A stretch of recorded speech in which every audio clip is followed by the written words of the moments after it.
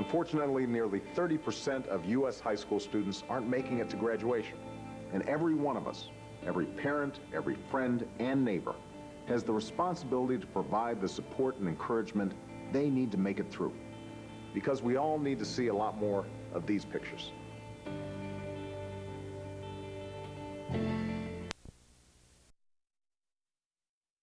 The issue today is the Islamic population in the United States at the 21st century, and of course we're dealing primarily with Nashville at this particular time, pointing out the diversity of this population with Dr. Al-Hadid from Tennessee State University and Mr. Rashad Fakhruddin from the Islamic Center here in Nashville. Of course, during this last segment, let us have the two of you address this issue that I think is very, very important, and that is some of the misconceptions in terms of some of the myths, rather, and the misconceptions in terms of this religion. Let's have a free go in reference to that. Let's start with you, Dr. Al-Hadid. Yeah, well, Dr. Haynes, we certainly would like to congratulate you in having us on, and it could not have come at a better time, because at this very hour, this very time, there's a program on public television called America at the Crossroads.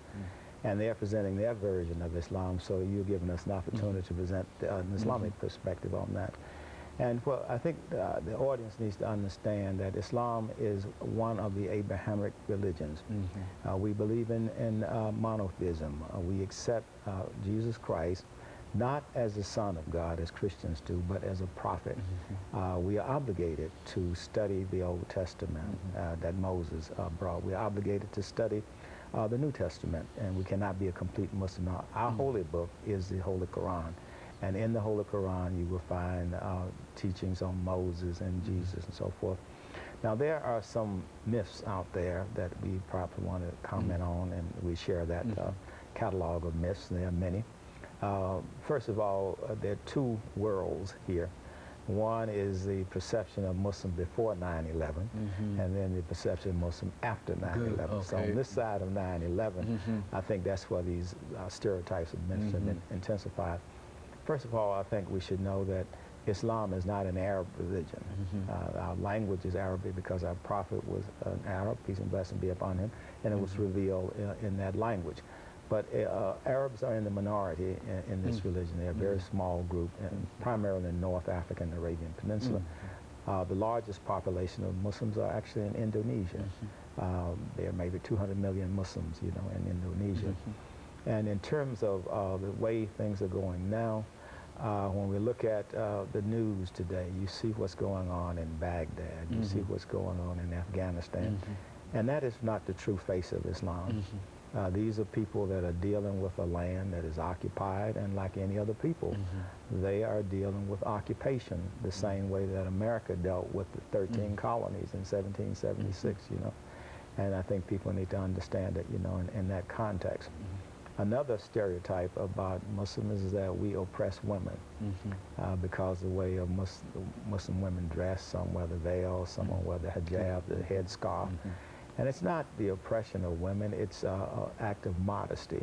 That's a part of our culture. And a lot of time, Western feminists and the Western media try to encourage Muslim women to not dress in this modest way. But our culture is different from the Western culture, and those Muslim women who strongly believe in Islam, they wear this hijab and they wear this particular type of dress. As a matter of course. As a part of the culture. And if you go back to the early years in the United States, women wore long dresses, you know, like the pilgrims and so forth. And so in the Muslim world, you have the same thing going on. So I want to ask Brother Rashid to give his catalog of myths. That was great. There are just so many out there. I mean, we wouldn't have enough time to cover it in just one session, but when we look to war and aggression and intolerance and terrorism, that's something that strikes us as something that's totally like poles apart from what Islam stands for. A lot of times we hear anytime one person who's committing an act of aggression, they associate the religious term of Islam or Muslim to that person. Whereas if it's someone from another faith, they usually don't identify that person with religion, like the person in the Virginia Tech shooting. And in all cases, this is one thing we like to clarify, Islam is totally stands against terrorism in all means, and it's totally forbidden.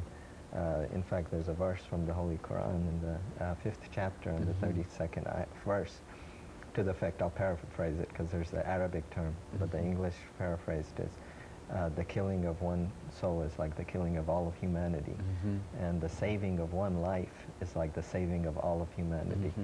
In fact, the Prophet Muhammad, when we just go back to our roots, at the time of Prophet Muhammad, the teachings in the Quran, the way he dealt, they avoided fighting for 13 years in Mecca. They were being persecuted, killed, tortured, and it was only in the last 10 years where they were able to fight back, defend themselves.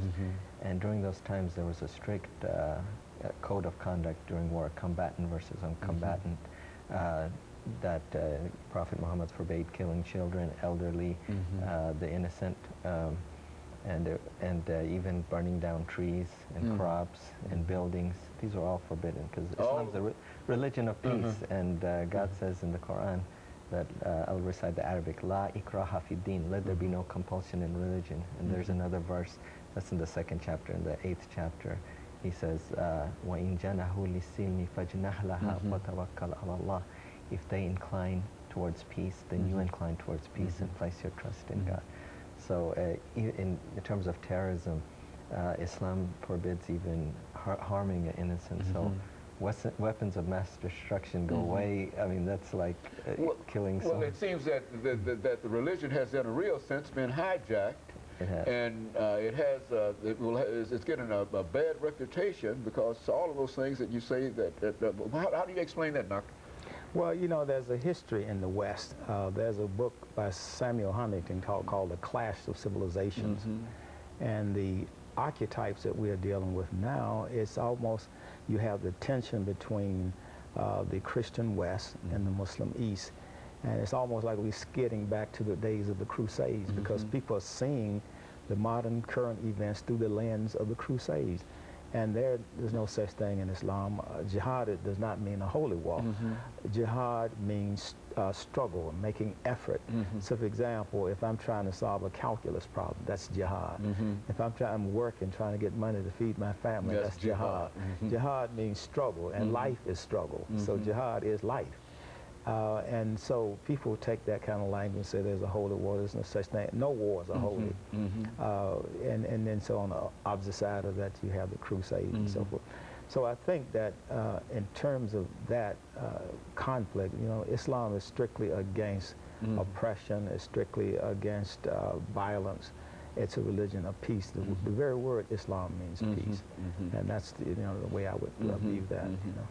Mr. Fakhruddin, over the last 2 minutes that we have here, why don't we allow you to make a couple of statements so that we can end by having Dr. AAl-Hadid sort of summarize what he believed we could do, because he and Dr. Baldwin, and especially your book, Cross and Crescent, I want him to say some statements in reference to that. Give us some statements about some of the things that you're thinking about now. A few things is we really invite people to learn about Islam.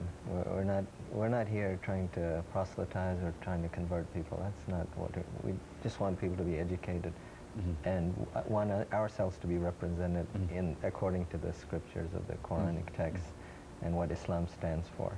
And we invite, we have people come to the Islamic Center on a weekly basis, classes, or we go, people ask us to share what the true message teaches. So that's all. We want to represent it properly, and we're just so glad to be in this community. Very good. Make some statements about the book that you and Dr. Lewis Baldwin co-authored, dealing with Cross and Crescent. We wrote a book that came out in 2002 entitled Between Cross and Crescent.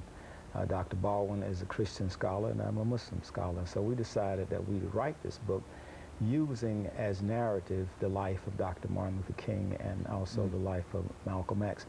But the broader picture is we're looking at the creative tension between Christianity and Islam. And the main thing that we have come to understand after having written this book is that we need interfaith dialogue now more than ever.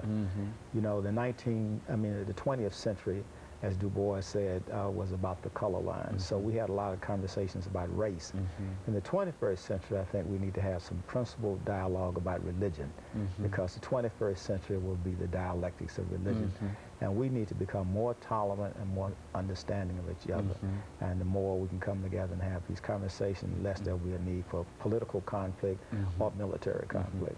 Very good. And of course, over the last 30 seconds that we have here, Dr. Al-Hadid and Mr. Fakhruddin, let us thank the two of you for coming by and giving us that excellent information. While we were unable to perhaps cover all of the myths and misunderstandings and misconceptions, we do feel that we gave a fairly good idea in terms of the difference between the religion that you're practicing now and the difference between the kind of religion that we see on our televisions late in the afternoon. And of course, we want to thank you for that. And let us also encourage our audience to tune in again next week for another informative edition of Comments. Thank you and good morning.